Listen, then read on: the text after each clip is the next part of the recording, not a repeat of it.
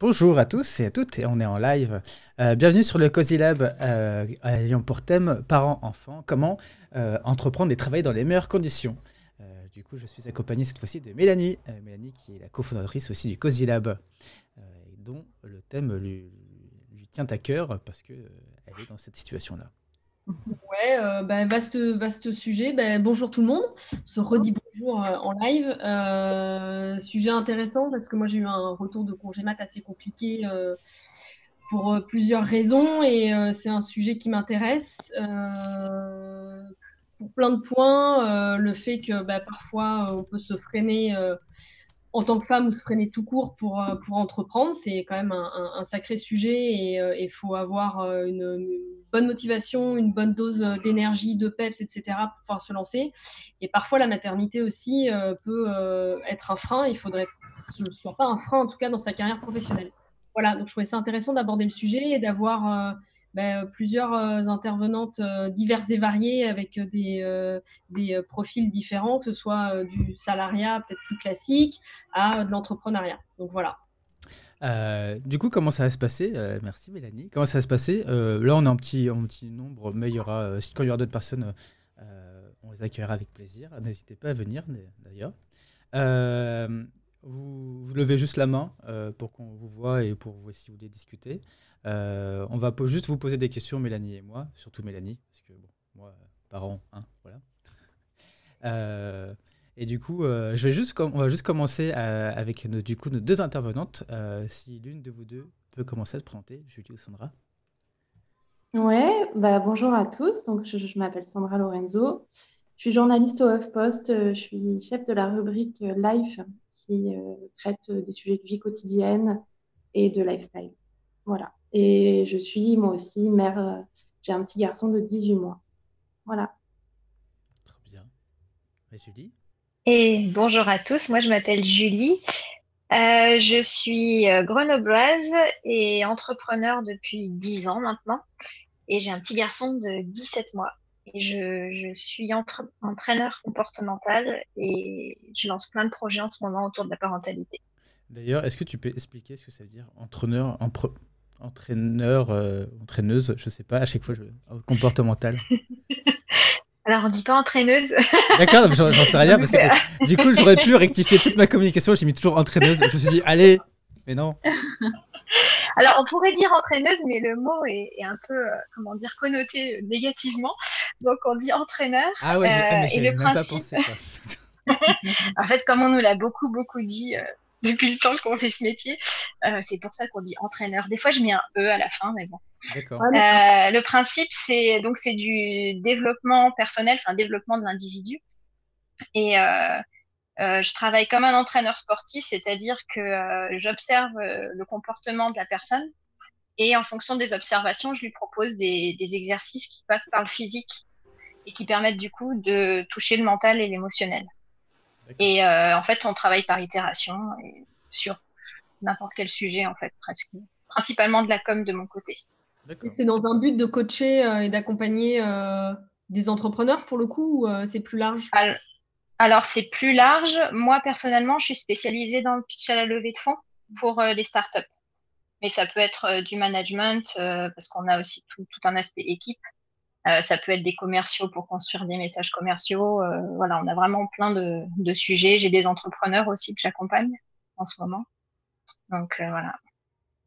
Ok. Du coup, Delphine et Fanja, est-ce que vous pouvez vous présenter aussi pour savoir qui vous êtes et qu'est-ce que vous attendez de cette Ah, discussion? alors, moi, en fait, j'ai été entrepreneur, il fut un temps. Euh, C'était plutôt dans la mode. Et puis, quand j'ai eu mon fils, ça a duré 2 ans et demi. J'ai monté mon entreprise de A à Z, etc. Et puis, j'ai eu mon fils. Et j'ai décidé de retourner dans le salariat. De toute façon, c'était beaucoup trop compliqué à gérer.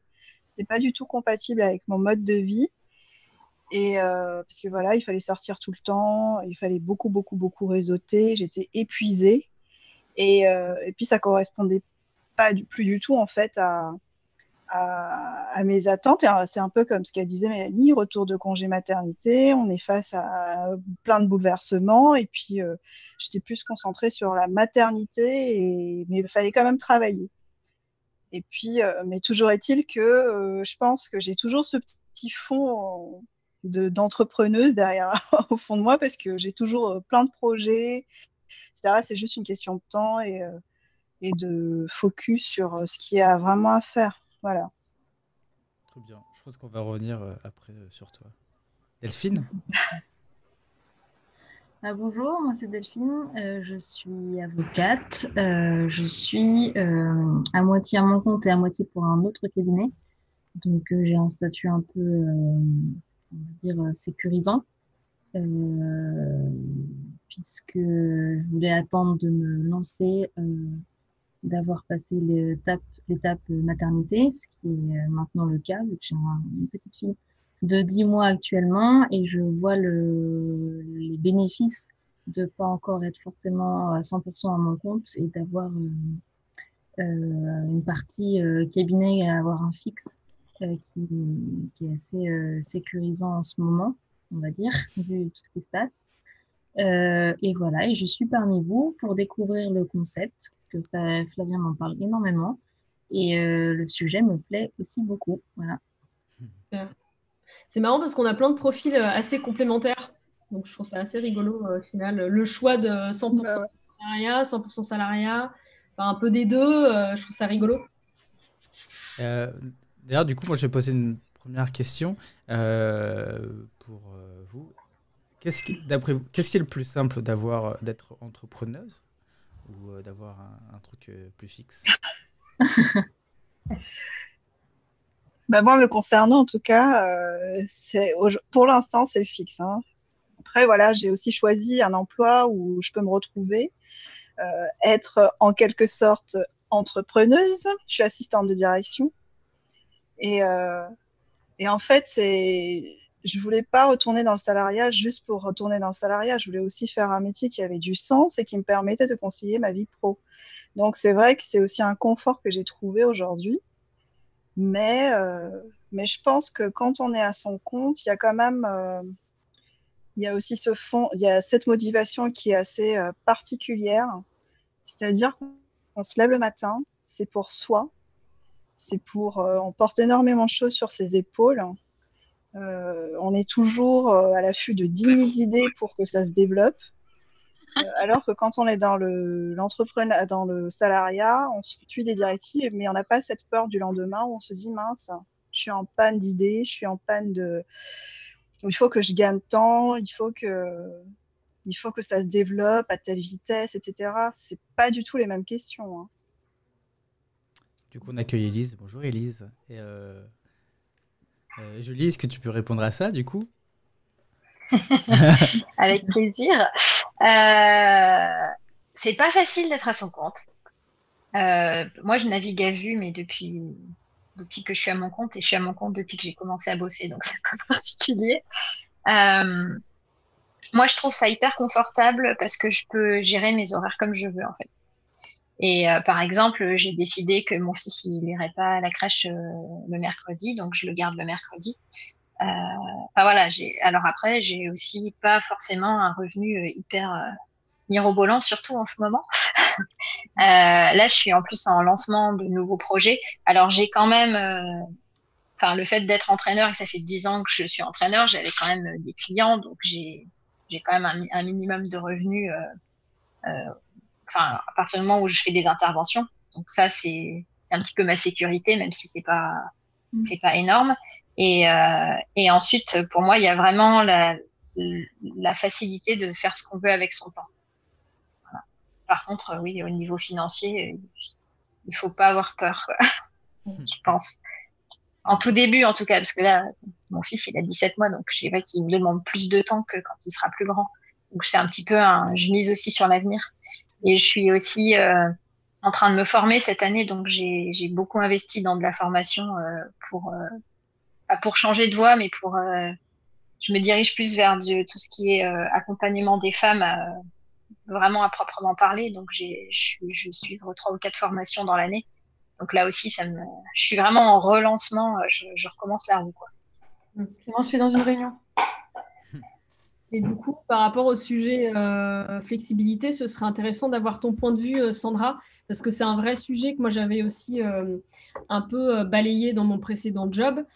C'est comment font et comment se structurent les entreprises pour être plus flexibles et pour accueillir des jeunes mamans ou tout simplement suivre un peu l'air du temps avec le télétravail, etc. Enfin, et autres, il y a des sujets, il y a pas mal de boîtes qui font aussi des semaines de 4 jours, par exemple. Qui apporte pas mal de solutions, en tout cas, pour concilier vie pro, vie perso, pour avoir des employés heureux. Et du coup, ce serait intéressant d'avoir ton point de vue. Toi, comment tu l'as vécu? Parce que tu disais, en tout cas tout à l'heure, dans notre conversation privée, que tu étais un peu la première à ouvrir le bal dans ta structure. Ouais, alors moi, j'étais pas forcément la première maman, mais j'étais la première maman chef dans la hiérarchie à ouvrir ce bal-là. En fait, moi, je trouve que ça s'est ultra bien passé parce que aussi, en fait, j'ai eu l'impression que j'avais pas le choix. Quand je suis revenue après, mon fils avait 4 mois. J'avais envie de revenir à ce moment-là. J'avais pu caler des vacances après mon congé maternité, après la fin de mon congé maternité. Et en fait, moi, j'habite pas à côté de ma famille. Je savais que le soir, il fallait que je sois à telle heure pour récupérer mon fils. Donc, en fait, j'ai pas essayé de convaincre qui que ce soit dans ma hiérarchie, de dialoguer, etc. Je leur ai dit, en fait, je reviens tous les jours, il faut que je sois partie à 17h45. Ce qui n'était pas du tout dans l'ADN de l'entreprise. Le HuffPost, c'est comme beaucoup de médias pure player. On est plutôt dans un esprit de start-up où on travaille beaucoup, on compte pas nos heures parce qu'on est tous passionnés par ce qu'on fait. Et en fait, j'avais un peu peur de ce retour au travail et du coup de voir que je pouvais peut-être moins travailler que les autres, etc. En fait, à aucun moment mes chefs n'ont fait une quelconque remarque. Tout s'est assez naturellement adapté à ces nouveaux horaires. Et en fait, le contrat que je leur ai donné, c'était que j'arrivais plus tôt le matin, donc je repartais plus tôt le soir. Et si jamais il y avait une réunion qui débordait ou une réunion prévue un peu tard le soir, bah, soit je n'y assistais pas, soit je partais au milieu de la réunion. Et en fait, je leur ai dit, voilà, c'est pas dans le meilleur des cas, il faudrait que ça se passe comme ça. C'est-à-dire qu'il faut que j'aille récupérer mon fils, sinon il n'y a personne qui va le récupérer. Mon mari s'en occupe le matin, moi le soir, et c'est comme ça. Et en fait, voilà, il y a, je pense, 1 à 2 fois par semaine où je suis obligée de travailler une fois que mon fils est couché. Parce que j'ai quand même, je peux prendre un peu de retard, et puis parce que en fait, je traite de l'actu, donc l'actu ne s'arrête pas à 17h45 quand je pars du travail. Je peux avoir des urgences. Et vraiment, ça s'est très bien goupillé comme ça. Après, je pense malheureusement, parce que je travaille beaucoup sur la parentalité au HuffPost, que je ne suis pas forcément représentative de ce qui se passe dans les entreprises françaises. Je pense que le côté j'impose, voilà, je reviens au travail après mon congé maternité. Déjà, je peux m'estimer heureuse de ne pas avoir perdu mon poste parce que je sais que ça arrive à beaucoup. Et en plus, je leur dis, voilà, maintenant mes nouveaux horaires, c'est ça. Je pense que voilà, j'ai été quand même assez chanceuse là-dessus. Et je pense qu'il y a aussi le côté, j'ai pas le choix, il va falloir s'adapter comme ça. Pour l'instant, vous étiez content de mon travail. Moi, je sais que je vais faire du tout aussi bon travail, mais il y a cette nouvelle chose dans ma vie que je peux pas éclipser là. Voilà. Mais du coup, est-ce que tu n'as pas eu l'impression d'avoir, perdu certaines choses? C'est-à-dire que tu avais un poste quand même enfin, tu as un poste à responsabilité, et du fait de partir plus tôt et de manquer parfois des réunions stratégiques, c'est pas une faille dans ton poste actuel ou quelque chose, un frein en tout cas? Alors, pas du tout. Pas du tout. Ma hiérarchie, donc mes N+1, N+2 se sont vraiment assez rapidement adaptés à ça.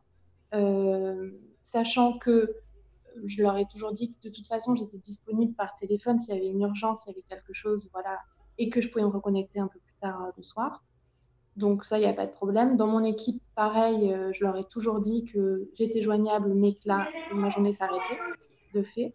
Il n'y a jamais eu une décision qui a été prise à 18h quand j'étais déjà partie, pour laquelle on ne m'est pas tenu au courant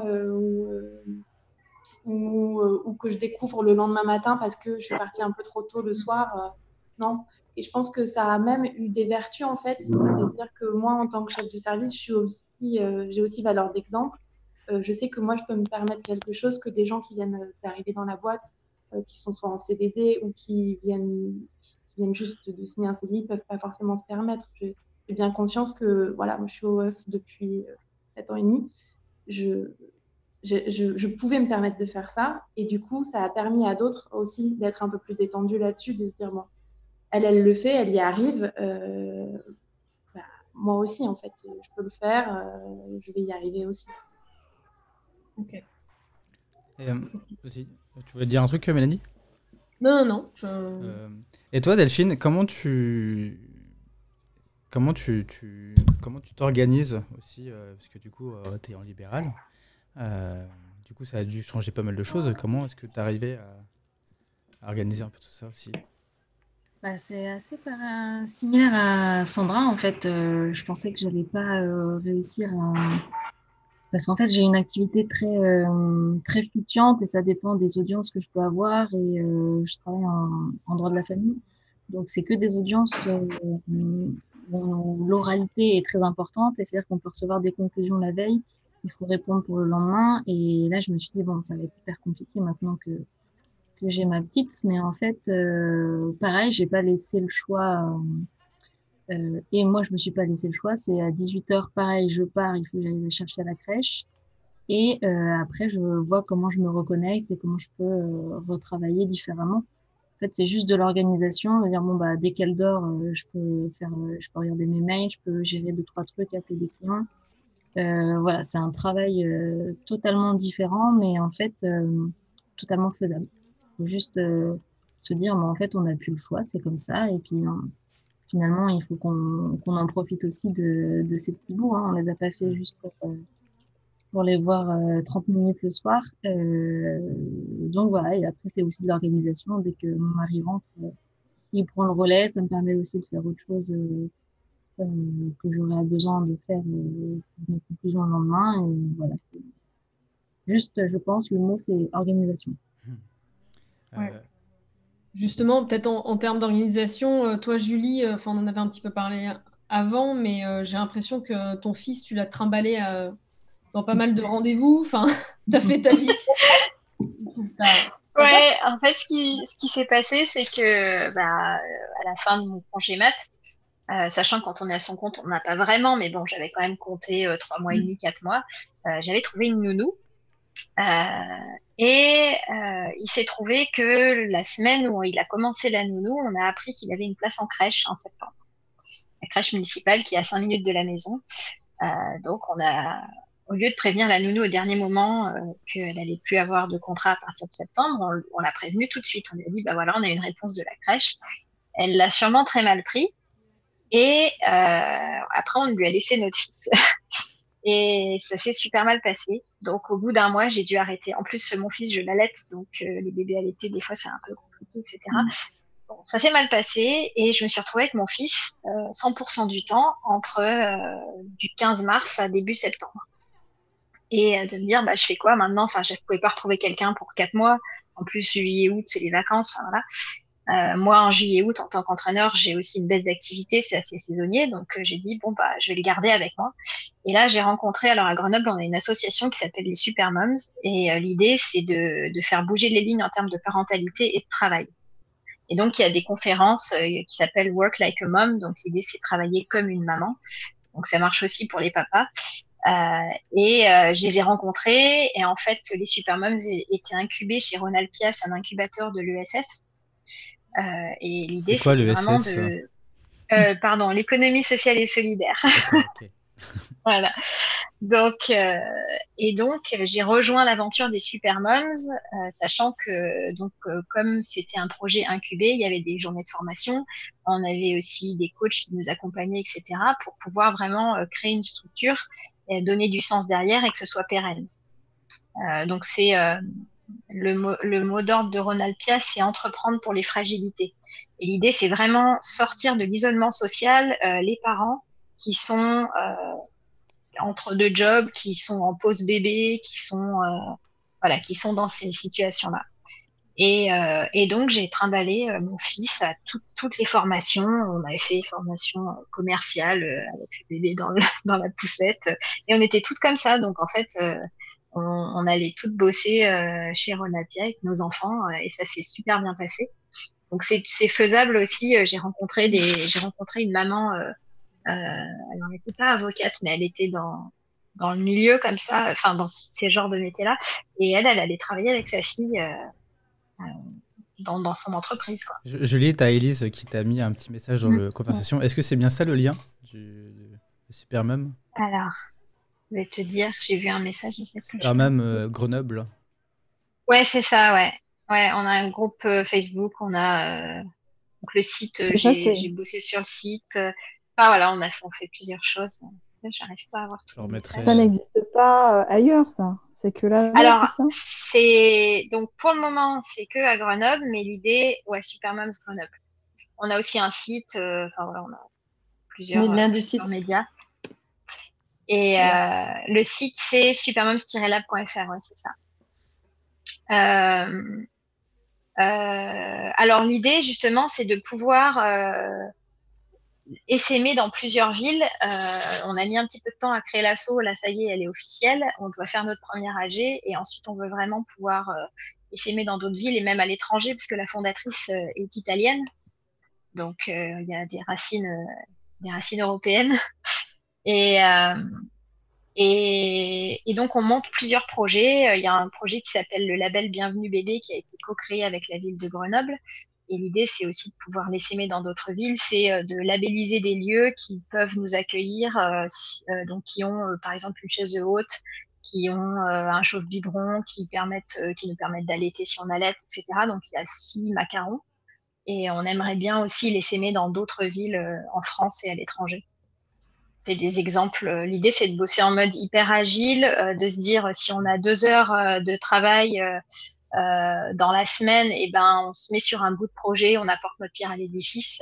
Et donc, on a travaillé vraiment comme ça en mode hyper agile avec des enfants en bas âge.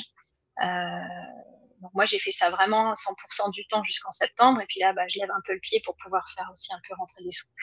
Et on veut pouvoir faire grandir le projet.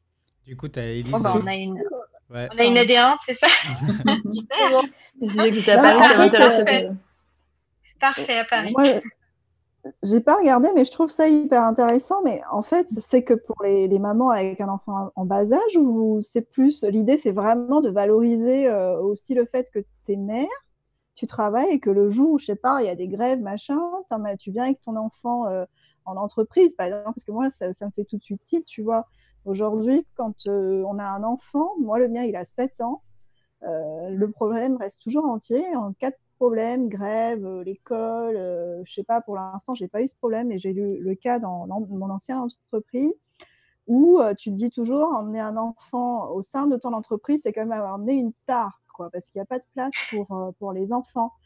Donc voilà, c'est pour ça que je me dis, c'est pour ça que je pose la question, est-ce que c'est quelque chose qui est vraiment que pour les mamans avec des enfants en bas âge, ou vous comptez plutôt l'étendre sur vraiment le fait que, voilà, on a un enfant, on a le droit aussi d'avoir cette vie-là, et que, parce que je me dis, moi, je suis à 100% pour, et l'emmener dans ma nouvelle entreprise, faire fédérer des gens pour que ça se développe, et que ça devienne naturel. L'idée, c'est vraiment de faire bouger les lignes à tous les niveaux. Donc, c'est vrai que là, on était nombreuses à avoir des enfants en bas âge. Et ils vont grandir. Et l'idée, c'est pas nous d'arrêter d'être investis dans l'asso parce que on va avoir des nouveaux challenges. Donc, en fait, l'idée, c'est vraiment d'accepter. Les parents viennent comme ils veulent et comme ils sont, pardon. Et tous les projets, tout ce qu'on peut faire justement au niveau de la parentalité et du travail, c'est mis en œuvre en fonction des personnes qui sont actives dans l'association, vraiment. Donc on fait les conférences Work Like a Mom, par exemple. Alors on devait en avoir une, pile le vendredi de la première semaine de confinement. Et on avait par exemple un papa qui a 3 ou 4 enfants et ils vont de 18 ans à 18 mois. Donc lui, il avait vraiment des grands et il fait du télétravail en fait. L'idée, c'était télétravail et parentalité et avoir des enfants. Donc on a vraiment des parents qui ont des enfants de tous âges. Mais justement, là, je rejoins Fanja, parce que moi, j'ai une question qui vient. Après, c'est peut-être une question naïve, mais voilà, elle vient. Le regard, il y a quand même un regard des autres à chaque fois que vous amenez un enfant au travail, etc. Peut-être moins, mais voilà, comment est-ce que comment vous le prenez, cette question-là du regard des autres quand vous amenez votre enfant au travail, ou est-ce que justement, c'est pas mieux justement de l'amener aussi quand on n'a pas le choix? Bah, moi, en tout cas, j'ai déjà eu l'occasion d'emmener mon fils sur mon lieu de travail. C'était une fois et c'était vraiment une journée spéciale où tous les salariés pouvaient l'emmener. Et en fait, ce que j'ai juste constaté dans mon ancienne entreprise, c'est que emmener les enfants au travail, après, tout dépend du type d'entreprise dans lequel on est, je pense aussi, mais je pense que dans 70% des cas, les gens ne réalisent tout simplement pas que vous êtes une femme et qu'à côté de ça, vous avez aussi une vie de famille, etc. Et que si emmener les enfants au travail, je pense que ça peut aussi changer le regard qu'on a sur l'investissement qu'on a, etc. C'est pas parce qu'on rentre à la maison qu'on oublie le lendemain, on a aussi des obligations professionnelles. Au contraire, je pense que ça peut aussi détendre un peu certaines personnes autour de soi qui auraient tendance à demander plus que ce qui est possible de faire en une seule journée. Et ça peut aussi changer les rapports que l'on a avec ses collègues de façon un peu plus... En fait, ça peut déclencher des discussions beaucoup plus sympathiques, je pense. C'est un moment d'échange qui peut être intéressant à différents niveaux. Mais après, pour moi, ça, c'est un sujet valable pour les femmes comme les hommes, en fait. C'est vrai que souvent, on rattache ça. Bon, là, on est une majorité de femmes et on parle plus de comment on gère, nous, maman, et vie pro. Mais pour le coup, moi, c'est vraiment les deux. Il n'y a pas de raison qu'on soit défini au boulot aussi maman, mais ça doit être aussi le cas des papas. J'ai un truc à dire là-dessus. Vas-y. J'ai l'impression que les hommes, enfin c'est même pas une impression, ça a été prouvé par 1000 études, c'est que les hommes, c'est plutôt valorisant au travail d'être père, tandis que pour les femmes, c'est plus souvent un handicap. Et dans mon expérience à moi, j'aurais pas pu emmener mes enfants au travail parce que j'ai beaucoup déménagé en suivant l'emploi de mon mari, donc j'ai toujours eu des boulots subalternes en fait, et j'avais eu le temps de faire une carrière et d'arriver à des niveaux de responsabilité qui m'auraient permis d'amener mes enfants au travail et que ce soit pas quelque chose de mal vu. Donc c'est vraiment différent, j'imagine, quand on est à un niveau de hiérarchie qui permet de faire ça, ou parce qu'on est dans une entreprise qui souhaite avoir une image de modernité, c'est peut-être davantage abordable, mais moi, dans les postes où j'étais, je ne pouvais pas, à part une fois où je travaillais dans une école maternelle. Et je pense aussi que ce n'est pas du tout un hasard qu'il n'y a que des femmes aujourd'hui, parce que c'est quand même, en général, le problème des femmes de concilier vie professionnelle et vie de famille. À moins que peut-être le père soit père célibataire, mais bon. Voilà. Sandra, tu as acquiescé, tu voulais dire quelque chose? Ouais, je suis assez d'accord avec ce qui vient d'être dit.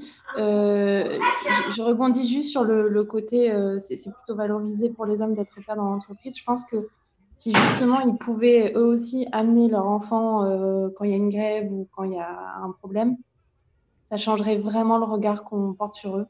Moi, je suis une farouche militante pour l'allongement du congé paternité. Hein. Je pense que c'est vraiment la clé de tous les problèmes liés à la parentalité. Je pense vraiment que ça pourrait résoudre, je sais pas à 100%, peut-être pas, mais 90% de tous des problèmes qui se posent aux femmes. Moi, ça me fait juste penser à une anecdote qu'on m'a rapportée. J'ai dans mon entourage une proche qui est entrepreneuse qui a eu une petite fille il y a quelques mois. Et quand sa fille avait 2 mois et demi, donc elle l'allaitait encore. Et elle travaille dans la communication autour de l'alimentation. Il y avait un gros salon à Paris sur l'alimentation. Et elle souhaitait y aller. Voilà, sa fille avait 2 mois et demi. Elle souhaitait reprendre peu à peu son travail. Elle s'était accordé un faux congé maternité, puisque ça n'existe pas pour les gens qui ne sont pas salariés, vraiment. Et en fait, elle a contacté les personnes qui s'occupaient de ce salon parce qu'elle voulait savoir voilà, comment ça se passait, qui allait être présent dans ce gros salon, etc. Et puis, au fil de la conversation, elle leur a dit en fait qu'elle viendrait avec sa fille et qu'elle allaitait sa fille. Enfin, pour elle, c'était pas vraiment une demande d'autorisation, c'était juste une façon de continuer la conversation. J'ai mon fils qui arrive et qui pleure un peu, je suis désolée. Et en fait, les 2 hommes qui montaient ce salon, lui ont dit non, écoutez, c'est pas possible pour nous de vous accueillir avec votre enfant. Ce serait vraiment pas professionnel de venir, de l'allaiter en public, c'est pas possible. C'était quoi leur argument? C'est de ne pas pouvoir l'allaiter en public, c'était ça? Ouais, c'était surtout l'allaitement qui les avait crispés, mais c'était aussi le fait que c'était pas professionnel en fait de venir avec son enfant en bas âge en écharpe dans ce salon, qui est un gros salon. Vraiment, c'est l'événement à pas rater quand tu travailles dans ce genre de milieu-là. Et en fait, du coup, elle n'y est pas allée. Évidemment, vu comme elle s'est fait recevoir. Et pour moi, c'était des choses qui n'arrivaient qu'aux États-Unis. Enfin, je suis un peu tombée des nues quand elle m'a raconté ça, parce que je vois beaucoup passer d'histoires de femmes qui allaitent, qui travaillent en même temps et qu'on critique ou qui allaitent dans les lieux publics, etc. Et je me suis dit, en fait, ça existe aussi en France, quoi. Enfin, je ne sais pas si ça évoque des choses chez vous, peut-être que moi, je fais juste une petite pause. On a un papa, du coup. Bravo. Avant, Mélanie, est-ce que tu peux résumer rapidement de quoi on est en train de parler pour que Fabrice y sache? Ouais, on a abordé pas mal de sujets, mais en gros, celui-là, principalement. Le dernier, c'est de se dire à partir de quel moment le fait d'être jeune maman peut être un frein dans sa vie professionnelle. Et là, on pense qu'évoquer qui n'est pas toujours le cas des papas. Donc voilà, ce qui est encore très porté sur la mère. Et ce que disait Sandra, c'est le sujet allaitement, qui du coup peut aussi être un frein. Bon là, c'était un cas très spécifique d'une personne qui voulait se rendre, donc qui était pas salariée, mais qui voulait se rendre sur un salon, un gros salon à Paris, et qui avait besoin d'allaiter, c'est ça, sur place, enfin de venir avec son bébé, en tout cas de 2 mois et demi, donc un petit bébé, et donc qui a pas pu y aller parce que c'était pas très professionnel, et voilà, je pense qu'au niveau les gens sont pas forcément à l'aise avec ce sujet. Bon, je sais pas si j'ai bien résumé, mais c'est ça. Et juste avant que Julie prenne la parole, on parlait aussi que en fait, la plupart des gens, même moi je suis d'accord sur allonger le congé paternité, qui changerait un peu le regard aussi de tout le monde en fait sur le sujet. Et Julie, du coup, je te laisse la parole parce que justement sur l'allaitement, tu es en train de travailler sur un projet. C'est bien ça, je crois. Ouais, j'ai lancé un projet avec 2 amis. Dont une Supermom d'ailleurs. Supermom, c'est un super réseau pour les parents pour rencontrer ses futurs associés. Ça s'appelle Instant Libre. Et l'idée, c'est de banaliser l'allaitement dans les lieux publics. Donc, on s'est rendu compte que c'était super mal vu. Alors, personnellement, j'ai jamais eu de problème à ce niveau-là. Et moi, mon fils, je l'allaite encore. Hein, il a 17 mois. Mais il y a... Maintenant, il t'aide beaucoup moins qu'avant, hein. C'est vachement pratique pour l'endormir. Donc, toujours est-il que, voilà, Instant Libre, c'est vraiment partie du constat qu'en fait, à la sortie de la maternité, il y a 85% des femmes qui allaitent, et au bout de 3 mois, en fait, il n'y en a plus que 30%, et on n'y voit jamais allaiter dehors. Et on s'est demandé pourquoi. Et en fait, il y a beaucoup de gêne, il y a beaucoup de barrières. Et on s'est dit, c'est quand même dingue parce que, on est un pays où on aime bien boire et manger, on va boire l'apéro, nos gamins, ils pourraient boire l'apéro avec nous, voilà, par exemple. Et donc, on a lancé le projet sur Ulule, on a fait une levée de fonds pour pouvoir, donc l'idée, c'est vraiment de monter une galerie photo qui sera itinérante. Et donc, on avait besoin de sous pour faire imprimer des photos et pour la faire voyager. Et ça a super bien marché, et on devait faire le vernissage, pareil, le vendredi de la semaine du confinement. Décidément. Donc, mais c'est tout en même temps, mais Donc c'est reporté et on va donc la faire voyager pour sûr donc à Grenoble parce que nous on est grenobloises et à Paris et à Lyon. Et ensuite, en fonction des sous qui nous resteront et puis des personnes ressources qu'on aura aussi dans plusieurs villes, l'idée c'est vraiment de la faire voyager de partout le plus possible. Donc on a créé un compte sur Instagram qui s'appelle Instant Libre, sur lequel on a parlé des comptes parce qu'on a choisi des comptes sur Instagram. L'idée c'est de voir des photos de femmes qui allaitent dans des lieux publics et qui soient pas très grandes. Enfin voilà, on a tout un cahier des charges assez particulier qui est tout expliqué sur Insta. Et voilà, donc l'idée c'est vraiment de casser tous ces tabous et surtout pas de militer pro-allaitement, mais de militer pro-choix, c'est-à-dire que qu'on veuille allaiter ou non, qu'on ait le choix de le faire, quoi. D'accord. Mais moi, je reviens rapidement parce que, en fait, Julie, c'est aussi intéressant, mais moi, je reviens toujours sur la place de la parentalité en ce sens aussi dans les entreprises, parce qu'il y a aussi toute une éducation d'une partie de la population, en fait. Hein. On est dans un pays où on cache les choses, enfin, ce genre de choses. Mais je reviens à l'histoire de l'anecdote en entreprise, parce que l'entreprise que j'ai quittée, par exemple, a eu une nouvelle DRH. Et depuis un an, la question de mettre en place une salle d'allaitement a été déjà évoquée, a été votée au CE, durant le CSE, pardon. Et on a eu une nouvelle DRH. Voilà. C'est quoi, en fait, c'est quoi un CSE, pardon? Ah, le comité social économique. Et c'est en fait toute décision au sein d'une entreprise doit être validée auprès de ces personnes. Il y a les représentants du personnel, etc. Donc, en fait, une entreprise n'est pas censée passer des décisions, un COMEX n'est pas censé passer des décisions sans avoir la consultation et la validation du CSE. D'accord, ok. Donc, il a été acté qu'une salle d'allaitement allait avoir le jour et que, de toute façon, j'étais dans une entreprise, il y avait une population qui était jeune, de jeunes parents, des trentenaires, qui étaient là depuis longtemps et qui ont grandi avec l'entreprise et qui sont devenus parents aussi, avec des enfants en bas âge. Donc ça, on ne peut pas l'ignorer, sauf que l'entreprise, donc, on avait une ancienne DRH qui avait pris le parti de suivre ce mouvement-là. OK, on va faire en sorte que les jeunes parents aussi trouvent leur place. Sauf que notre DRH était partie, et donc est arrivée une autre DRH, beaucoup plus jeune aussi. Donc j'ai quitté mon entreprise il y a un peu plus d'un mois cela. Et il y avait quelque chose avant que je parte qui m'a profondément choquée de la part de la nouvelle DRH. C'était qu'il a été à nouveau évoqué la question de la salle d'allaitement. Et la question qu'elle a posée, pour tout vous dire à quel point, et voilà, il y a un manque d'information aussi et d'ouverture par rapport aux entreprises en général, et que ça commence même au niveau des ressources humaines, c'est assez choquant. La question qu'elle posait, c'est pourquoi il y a des heures, au fait, pour ces choses-là. Est-ce que, voilà, mais est-ce que c'est tout le temps?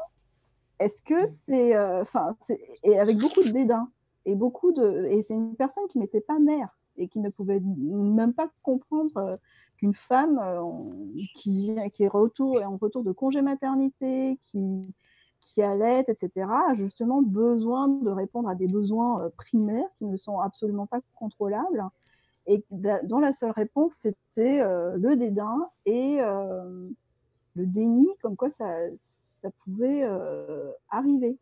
Donc, c'est pour ça que quand tu as des associations comme, par exemple, tu dis Instant Libre, je lis, moi, tout de suite, ça me fait tilt et je me dis, mais attends, c'est pas seulement en milieu urbain que ça doit se passer, parce qu'on parle des mamans, mais effectivement, les pères sont aussi concernés en entreprise, et que ça peut faire partie des choses que tu peux tout à fait emmener dans une boîte pour faire un peu de pédagogie, pour que ça s'ouvre, que même si, voilà, moi, je pense que c'est quelque chose de très important. Et voilà, moi, j'intègre une nouvelle entreprise et j'ai pris le parti de bien faire comprendre aux gens que je suis mère avant tout. Et c'est aussi une raison pour laquelle j'ai choisi cette boîte-là.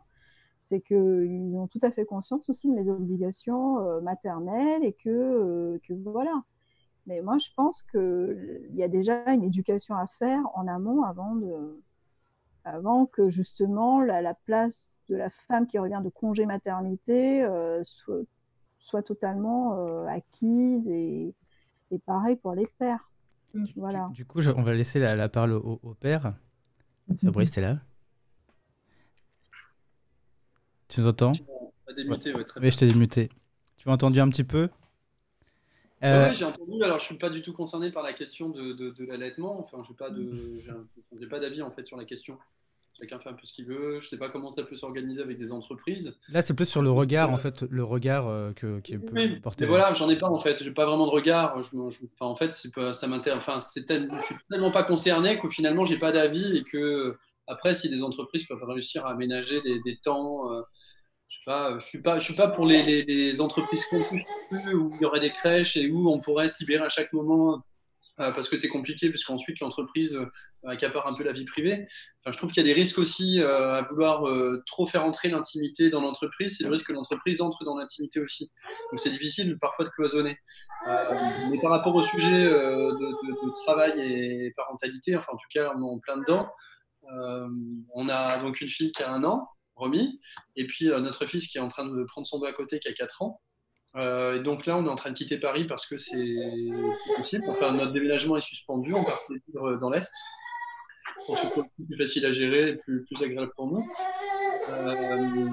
Et donc, par rapport à ça, c'est pas facile à gérer. On essaie d'être le plus équitable possible. Et en effet, si par exemple, moi je veux être carriériste et que je veux absolument faire primer mon travail quand mon travail me sollicite, à ce moment-là, c'est évidemment ma compagne qui doit freiner de son côté et donc sa carrière avance moins vite de fait.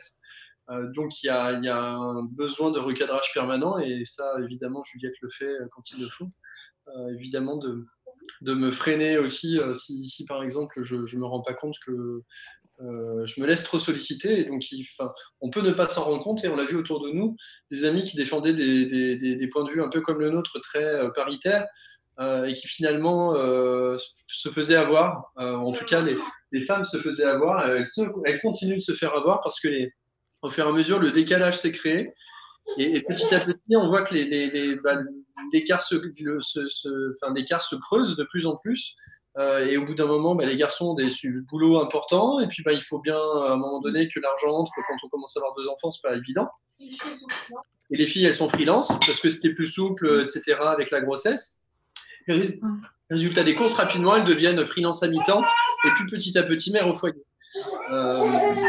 Voilà, donc faut être vigilant, il ne faut pas laisser le process se faire parce qu'en fait, je pense que les personnes, de manière très, très honnête, ont fait que la parité pour réussir à s'établir, à aller fonctionner ensuite naturellement, elles se sont fait avoir. Elles se sont avant, Sandra, tu acquiesces, mais qu'est-ce qui fait que ça rentre pas en fait la parité? C'est une question pour moi? Ouais. Ou c'est une question pour le papa? C'est une question globale en fait, pour tout le monde. D'accord. C'est une réponse. Moi je trouve qu'il y a quelque chose qui est un assez bon indicateur pour savoir si dans son couple c'est bien équilibré ou pas. C'est la question du pédiatre. Je ne sais pas si les autres parents avec moi vont être d'accord, mais j'ai l'impression quand même que la personne qui pense à prendre rendez-vous chez le pédiatre, c'est toujours un peu la même. Moi, je suis dans un couple, mon mari vient de partir, mais il sera d'accord avec moi. Je suis dans un couple où j'ai l'impression qu'on est assez équilibré. On consacre autant de temps l'un que l'autre à notre enfant et on est tous les deux dans des jobs assez prenants. N'empêche que c'est quand même moi à la fin qui prend rendez-vous chez le pédiatre. Et on en a discuté plusieurs fois. Hein. C'est juste que moi, j'ai intériorisé que de toute façon, ça faisait partie de mon rôle et lui sait que je vais le faire. Et je pense que c'est un bon indicateur de la charge mentale qu'on peut avoir le rendez-vous chez le pédiatre. Pourquoi ça bouge pas? Moi, vraiment, vraiment, pour moi, c'est le congé paternité qui peut tout faire évoluer. J'ai dans mon entourage des gens des couples qui ont pu prendre ensemble, même ne serait-ce qu'1 mois, juste après l'accouchement, où le papa était là pendant 1 mois. eh ben, c'est totalement différent que ceux qui soit ont pu prendre les 11 petits jours qui ne servent à rien juste après l'accouchement, ou qui même ont repoussé et l'ont pris un peu plus tard parce que c'était plus facile comme ça. Les couples où on a pu prendre du temps ensemble tout de suite après l'accouchement, la charge est répartie de manière beaucoup plus égalitaire. Tout le monde, qui est allaitement ou qui n'est pas allaitement d'ailleurs, hein, ça change pas grand-chose. Mais c'est incroyable à quel point la présence du père fait que il se responsabilise et nous, on lâche aussi du lest. Je pense que c'est dans les deux côtés que ça se travaille. Mais pour moi, on en revient toujours à cette question du congé paternité. C'est la clé. Il faut qu'il soit plus long, il faut qu'il soit obligatoire. Et il faut qu'il soit pris tout de suite après l'accouchement. C'est le moment où on en a besoin. Ouais, moi je vais aussi. Vas-y, Élise, et après Mélanie. Parce que Élise ouais, sur ce qui est de lâcher du lest, bon, moi je crois pas beaucoup à cette théorie selon laquelle si les papas sont moins investis que les mamans, c'est parce qu'elles leur laissent pas l'espace pour le faire. Mais bon, c'est évidemment des cas, mais bon, dans l'ensemble, ce que j'en ai vu, c'est que c'était pas forcément ça l'origine du problème. Et sur le congé paternité, j'ai vu la différence en Allemagne parce que mes enfants sont nés là-bas. Donc là-bas, si les deux parents prennent le congé, il y a 14 mois à répartir entre les deux. Si un seul parent prend le congé, c'est 12 mois. Sachant quand même que traditionnellement, il y a une très grosse pression sur les mères qui doivent allaiter pendant un an, qui doivent rester avec leur enfant à la maison, qui doivent être disponibles si l'enfant est malade, faire passer leur travail après, etc. Pour vous donner un exemple, moi, je venais chercher mon fils à 5 heures à la crèche, et à la crèche, on me disait que j'étais une mauvaise mère parce que je faisais passer le travail à vos enfants. 5 heures de l'après-midi. Et personne n'a jamais rien dit de ce genre à mon mari. Bon, il y a quand même autre chose qui fait que les femmes sont plus souvent responsables des enfants en premier lieu dans les couples hétérosexuels, c'est quand même qu'on gagne moins d'argent en moyenne.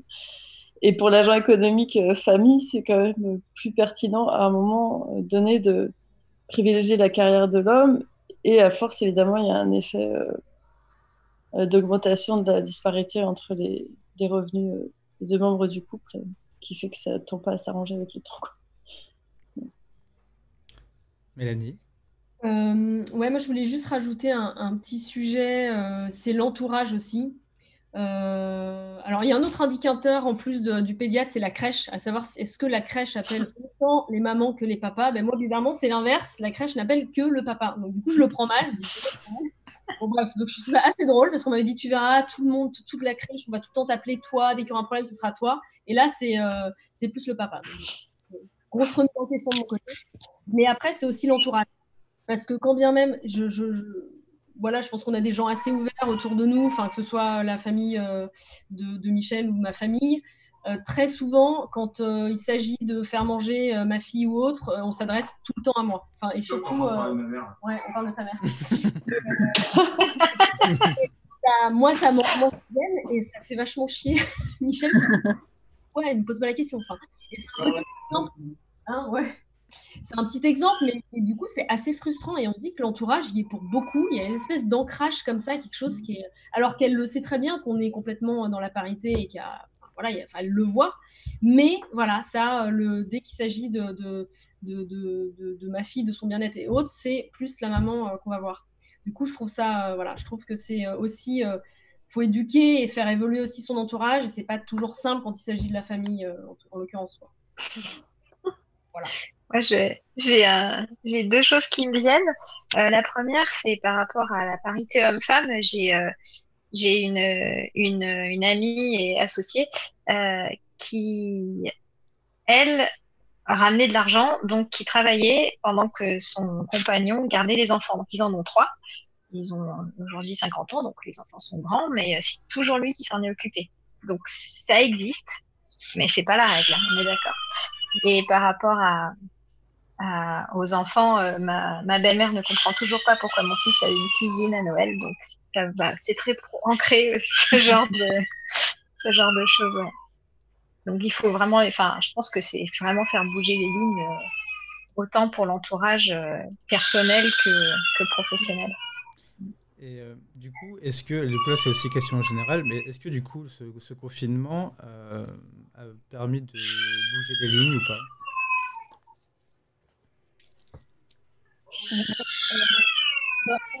Moi, je suis dans un cas assez particulier, donc là, j'ai Ouais. C'est vraiment une chose facile. J'ai l'impression, enfin, là, je suis en mode full-time garde de ma fille. Parce que voilà, je suis en recherche d'emploi, donc j'ai le temps. Mais je me rends compte, je prends ça vraiment comme une parenthèse et je me dis c'est super d'en profiter, mais je me rends compte que quand même, c'est important pour l'équilibre. Bon, là, je vais un peu au-delà, mais du couple, que chacun soit épanoui et il faut vraiment savoir ce qu'on veut, quoi. Et moi, pour le coup, je sais que mon épanouissement, il sera pas voilà, dans la garde de ma fille pure et dure, mais que j'aurais besoin d'une vie pro à côté, en tout cas pour m'épanouir, mais qu'il me faudra les deux. C'est-à-dire que j'ai pas envie de faire un choix. C'est ce que je disais au début, choisir entre mon boulot ou choisir entre ma fille. J'ai vraiment envie de trouver et de concilier les deux, sans que mon copain, de son côté, mettre entre parenthèses son boulot. J'ai envie que les carrières avancent pour chacun, mais qu'on ait notre place auprès de notre fille aussi chacun. Et cet équilibre, cette balance-là, je trouve qu'elle est pas simple à trouver et j'en avais pas du tout conscience avant d'être maman. Voilà. Fanja, je vois que t'as écrit quelque chose.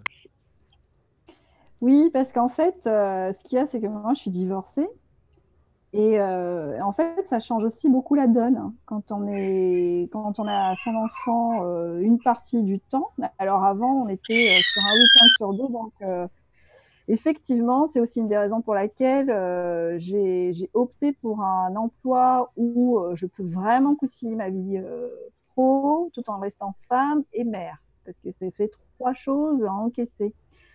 Et du coup, en fait, pendant 3 ans, on va dire, je n'ai fait que me consacrer à ma vie de mère et le boulot. Et ce qui fait que voilà, je me suis pas du tout éparpillée. C'est sûr qu'avec aujourd'hui, avec le recul, je me dis, mais en fait, j'avais pas de vie. Mais toujours est-il que je me suis pas sentie débordée parce que j'ai aussi laissé la place au père. Et je pense que ça, c'est quelque chose que je n'aurais pas pu faire si on n'était pas séparés. Parce qu'effectivement, il y a cette tendance quand on est en couple où la femme, effectivement, on a l'impression qu'elle en fait toujours plus, tout simplement parce qu'on aurait peut-être tendance à moins faire confiance, ou alors c'est peut-être le mythe de la nana qui arrive à faire plein de choses en même temps, j'en sais rien, et qu'il faut que ça soit vite fait. Mais en tout cas, moi, mon expérience, et ça, c'est pas le cas de tout le monde, j'en ai bien conscience, c'est que j'ai fait le choix de faire confiance au père de mon fils pour qu'il le fasse comme il l'entende, parce que de toute façon, on ne vit plus ensemble, donc je ne peux pas maîtriser ce qui se passe quand je ne suis pas là. Voilà, je me suis dit, voilà, c'est comme ça. Bah, du coup, en fait, les gens se disent toujours, mais oh là là, mais ça doit être trop dur, mais comment tu fais gérer un enfant et le boulot? Et effectivement, je cours, certes, mais je n'ai pas en fait ce poids comme j'avais quand j'étais en couple, où j'avais l'impression de devoir me démultiplier à l'infini. Mais voilà, et aujourd'hui, donc, ça fait 1 an que en tout cas, c'est mon fils qui a demandé à rester un peu plus longtemps chez son père. Donc maintenant, on est en mode de garde alternée, à une semaine chacun. Ce qui fait que du coup, j'ai l'impression en fait de me retrouver comme moi il y a 8 ans, c'est-à-dire j'adorais travailler beaucoup en fait.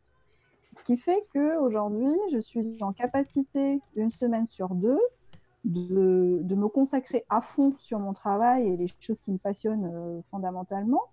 Et la semaine suivante, bah, je suis 100%, je pars beaucoup plus tôt, je m'occupe de mon fils, voilà, et puis c'est comme ça. C'est l'équilibre que j'ai réussi à avoir. Il y a Elise qui demande, et tu arrives à avoir une vie privée? Eh ben, c'est ce que je disais, pendant 3 ans, c'était boulot, je rentre chez moi, boulot, je rentre chez moi, puis de temps en temps, j'avais quelqu'un, mais j'avais aucune envie, en fait, de casser cet équilibre que j'avais réussi à avoir, puisque un homme n'avait clairement pas sa place dans mon mode de vie. Aujourd'hui, mon fils est beaucoup plus grand, et donc, grâce à ce choix qu'on a eu aussi en lui laissant sa place, hein, pas de loisirs, ben, le sport, c'était au boulot. Entre midi et 2, j'allais à la piscine et je fais aussi du yoga depuis très longtemps, donc j'arrivais à le faire chez moi. Je sortais, ça m'est peut-être arrivé en 3 ans sans exagérer, j'ai dû sortir peut-être 3 fois en payant quelqu'un pour faire une sortie en semaine où j'avais mon fils. Sinon, il fallait que j'attende le week-end où j'avais pas mon petit, et de toute façon, j'étais tellement claquée le week-end que j'avais aucune envie de sortir, je me forçais. Sinon, aujourd'hui, on va dire que j'ai vraiment réussi à trouver cet équilibre, et le fait de ne pas avoir quelqu'un en permanence à gérer en plus de mon fils, ça m'aide vraiment à me concentrer sur mes objectifs professionnels, etc. Après, voilà, aujourd'hui, je peux être avec quelqu'un, mon fils est beaucoup plus grand, j'ai la semaine où je peux me consacrer à moi et les trucs que j'ai à faire, et puis l'autre semaine, c'est la vie de mère, quoi. Voilà. Quand tu dis gérer quelqu'un, j'ai du mal à comprendre ce que tu veux dire. Gérer un homme, Ouais. le deuxième enfant. Je rigole quand je dis ça, mais en fait, quand j'étais mariée, ce que j'ai vraiment ressenti, c'était, j'avais l'impression de devoir gérer un tas de trucs. C'était 3 rythmes, quoi. Le mien, celui de mon ex-mari et mon enfant. Voilà. Et du coup, Fabrice est parti, mais j'allais lui poser la question, mais je lui reposerai tout à l'heure si on doit le gérer aussi. Tu peux répondre, Fabrice, si tu veux. On t'entend pas. Tu peux. Ouais, Il faut que tu mettes ton micro. Attends, t'es muté. Oui. Là, c'est le carrefour pour nous. C'est le moment où tout devient compliqué à cette heure-là, parce qu'il y a 2 enfants, et que là, il y avait les bains, et donc c'est le moment des bains, des dîners. Je sais pas comment vous faites pour... où sont vos mômes qui les gèrent en ce moment, mais c'est... C'est le papa. Le papa. Ah, Mon d'accord. mec, il hurle à côté. C'est ça. En général, on essaie de prévoir dans le moment de travail et tout ça, on essaie de prévoir des échanges, des réunions, tout ça pendant les siestes, nous, ou sinon, moi, je travaille beaucoup à partir de 21h en général. J'ai pas entendu la question parce que j'étais en train de préparer un truc La rapidement. question, c'était...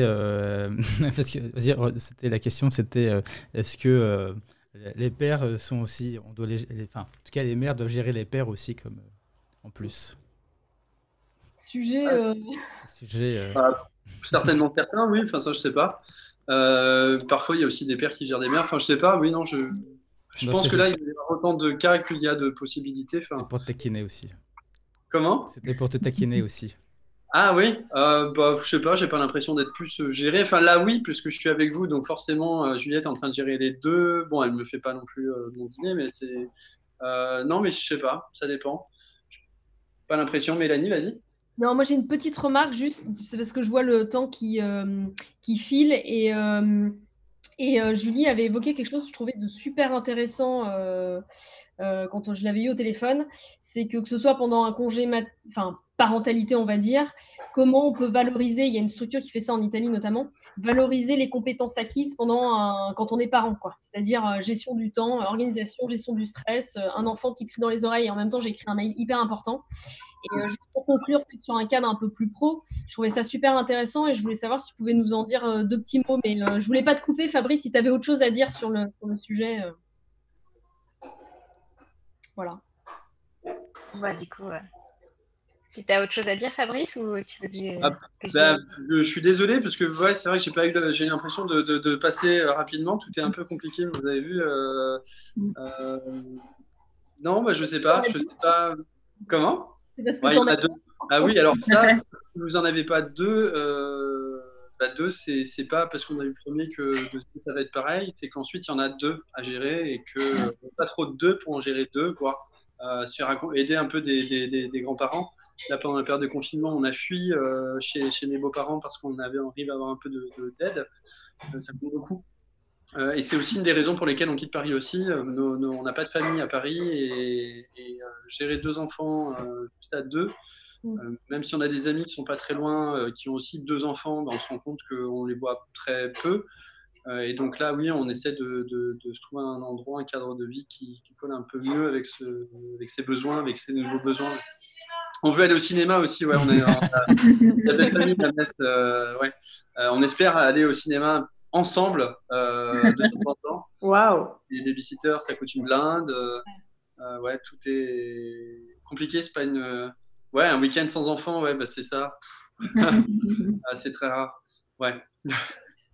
Du coup, pour revenir... Ah, il y a Solune, Julie, et en fait, vas-y Julie, tu veux dire... Ensemble, depuis 30 ans. Waouh. Les babysitters, ça coûte une blinde. Solune, il faut que tu coupes ton son peut-être...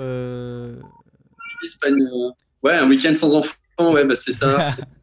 Solune, en fait, on entend le retour. Du coup, Ouais. il faut que tu coupes peut-être le Facebook Live ou... je sais pas. Julie, tu voulais voir sur le côté pro, et Solune va aussi après... parce qu'elle a suivi toute la conversation, tout le live sur Facebook. Ok. Donc Julie. Donc par rapport à ce qu'a dit Mélanie, oui, il y a des initiatives qui existent. Donc en Italie, ça s'appelle Maternity as a Master. Et l'idée, c'est vraiment de valoriser les compétences qu'on acquiert quand on est parent. Et surtout quand on est en pause bébé, donc souvent pour les mamans, mais en tout cas, l'idée de devoir se remettre sur le marché du travail après avoir eu des enfants, ou en tout cas valoriser cet arrêt qu'on a eu, même si c'est un congé maternité qui dure 3 mois parce qu'il n'est pas très long en France. L'idée, c'est on acquiert vraiment des compétences quand on devient parent et on peut les valoriser sur son CV. Donc à travers cette initiative qui est née en Italie et qui va sûrement, on va dire, passer les frontières un jour ou l'autre. En tout cas, moi, quand j'accompagne des entrepreneurs ou des personnes qui sont en recherche d'emploi en tant qu'entraîneur, justement, je vais chercher ce genre de compétences qu'on acquiert au niveau perso. Parce que on s'en rend pas compte, mais en fait, on sait faire plein de choses en dehors de notre boulot, quoi. C'est comment est-ce après on le rend professionnel et comment est-ce qu'on l'apporte sur le marché. Du coup, je ne sais pas si c'est exactement la même chose, mais moi j'ai entendu parler de ce type de projet-là aussi pour les femmes migrantes qui peut-être n'avaient jusque-là pas forcément travaillé et pour mettre en avant leurs compétences parce qu'elles ont élevé des enfants ou parce qu'elles... je sais qu'il y en a certaines qui voulaient se lancer par exemple dans la restauration, montrer qu'en fait elles avaient des vrais savoir-faire parce qu'elles faisaient la cuisine en fait effectivement tous les jours pour leur famille. Donc je ne sais pas si c'est en lien avec ça, mais je sais qu'il y a des initiatives comme ça en France aussi. Voilà. Céline, je pense que Julie, tu peux répondre, mais Céline, je pense que tu peux y répondre à ça. On t'entend pas, Céline. Du coup, Céline. Ouais, c'est bon. Non, vas-y. Non, on t'entend toujours pas. Tu peux écrire sur le chat et du coup, je vais répéter. Et Julie, entre-temps, tu peux... Enfin, moi, j'aurais juste quelque chose à rajouter parce que c'est un peu dans le thème du moment, c'est valoriser tout ce qui est les compétences techniques, mais aussi tous les soft skills. Et ça, c'est un vrai sujet en ce moment, comment on avance et c'est comment nous, notre savoir-être, comment on est et toutes les compétences qu'on peut apporter qui sont autres que des compétences très techniques par rapport à un métier précis sur une ligne, sur un CV. Et ça, c'est quelque chose qui prend de plus en plus de part et d'importance, je veux dire, dans les futurs métiers. Et donc voilà, c'était juste ça que je voulais ajouter. Je ne sais pas si Soline avait quelque chose à rajouter là-dessus ou Julie. Ouais. Salut Fabrice, à bientôt, à la semaine prochaine pour le prochain thème. Ah ouais. De 18h à 19h. On se verra la semaine prochaine. À bientôt. Soline, du coup, ton micro il fonctionne pas et Soline écrit. Soline est assistante. Non. AS, je ne sais pas si assistante sociale. Assistante sociale, merci, en formation. Et en fait, elle écrit qu'il valorise déjà les compétences des gens sans qualification. Mais comment? Du coup, en fait, je lis ce qui est marqué. Parce que j'ai l'impression que ton micro ne fonctionne pas. Et on t'entend pas, Soline. Il faut que tu... Attends, je vais te muter. Mais j'ai l'impression que ton micro ne fonctionne pas du tout. Du coup, tu peux écrire et je vais répéter. Pour tout le monde. Tu peux toujours écrire. Et Julie, entre-temps, tu peux répondre à la question de Sandra pendant que... Donc c'est Maternity as a Master, je crois que c'est une boîte privée qui a été montée par un coach en Italie, donc c'est pas en lien avec ce que tu as dit. Par contre, je trouve que c'est super qu'il y ait des initiatives comme ça.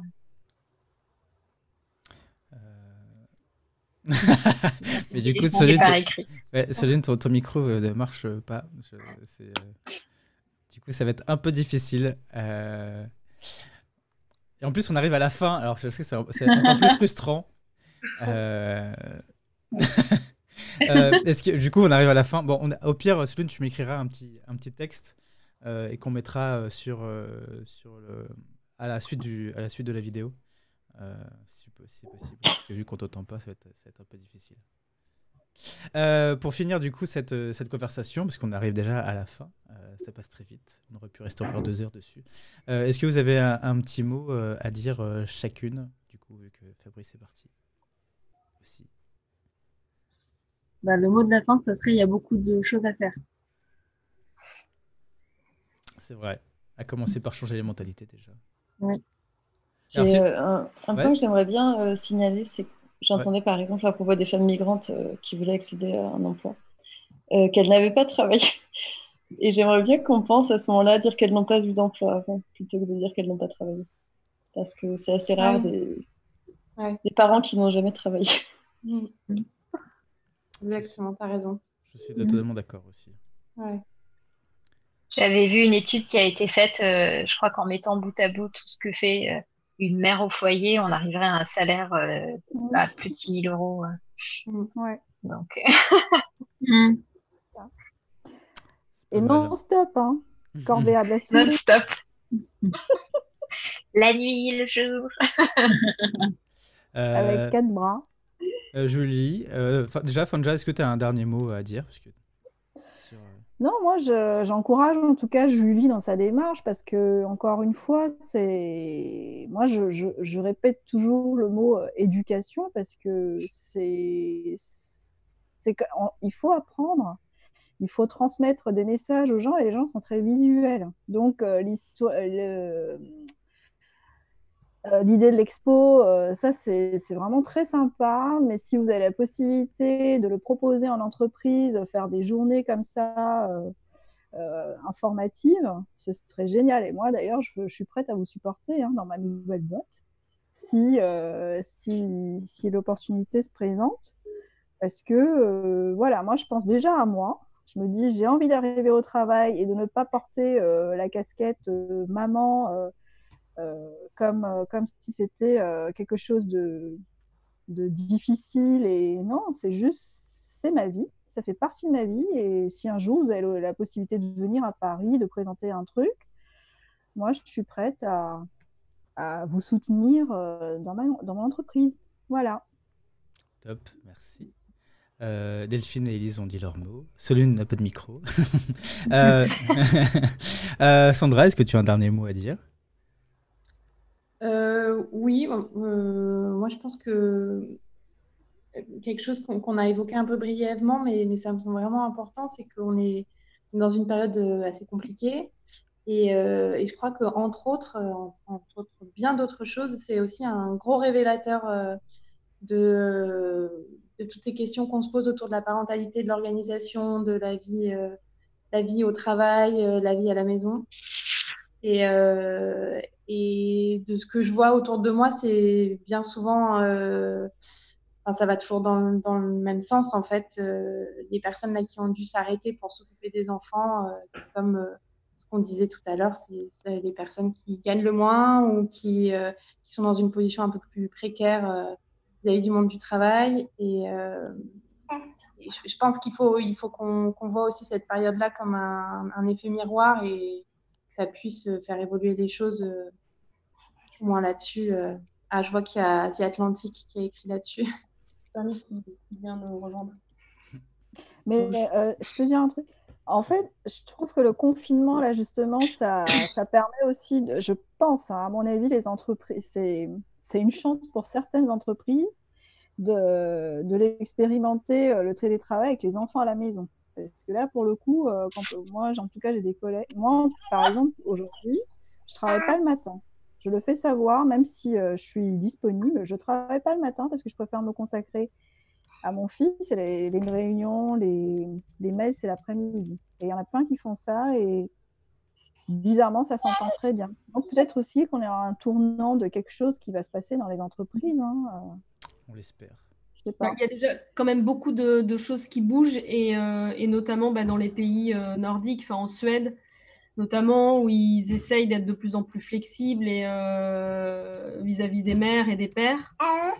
notamment. Et j'ai l'impression quand même que les choses commencent à bouger un peu en France et que ça va dans le bon sens. Après, je suis assez d'accord avec, enfin, Sandra et peut-être de toute façon tout le monde pour le congé de paternité en fait qui doit être égal et en tout cas revu parce que c'est la clé en fait de l'implication de chacun. Il n'y a pas de raison que la mère se sente plus responsable que le père. Enfin, moi, je n'arrive pas à comprendre ça. Enfin, c'est bateau, mais c'est vraiment la base. Et je pense qu'en effet, le congé paternité peut aider à plein de niveaux par rapport à ça.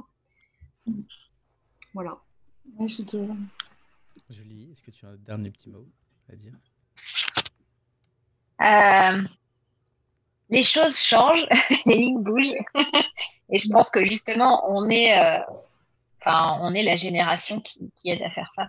On a des enfants de plus en plus tard, on a envie d'avoir une carrière et je pense vraiment, je suis toujours très positive. On dit souvent que je suis un bisounours, mais je pense qu'on doit, moi c'est vrai que je suis pas en entreprise, donc à mon compte, je vois pas les mêmes choses, mais voilà, de pouvoir aller faire de l'éducation comme propose Forms ou d'allonger le congé paternité, c'est essentiel. Allonger le congé maternité aussi, pourquoi pas. On sait que ça aura beaucoup de bénéfices et quelque part, c'est pas que c'est nos enfants à nous, c'est aussi les générations futures. Donc tant qu'à faire, on œuvre pour l'avenir. Eh bien, merci. Merci à toutes d'être venues. Pour ce Cozy Lab, on aurait pu, on aurait pu continuer encore plus longtemps, mais du coup, on a un petit créneau d'1 heure. Merci encore. Je vais essayer de faire un récapitulatif de tous les liens qui étaient dans la conversation et les mettre. Ouais, ça serait pas mal. Et aussi des initiatives de tout le monde. Merci. On se voit du coup la semaine prochaine pour un nouveau thème qui sera sur la musique. Comment le confinement a-t-il changé l'usage des pratiques musicales et de la musique? Du coup, avec Fabrice qui va revenir la semaine prochaine. Merci à tous et à toutes. Et à bientôt. Merci beaucoup. Merci. Au revoir. Au revoir. Pour le confinement.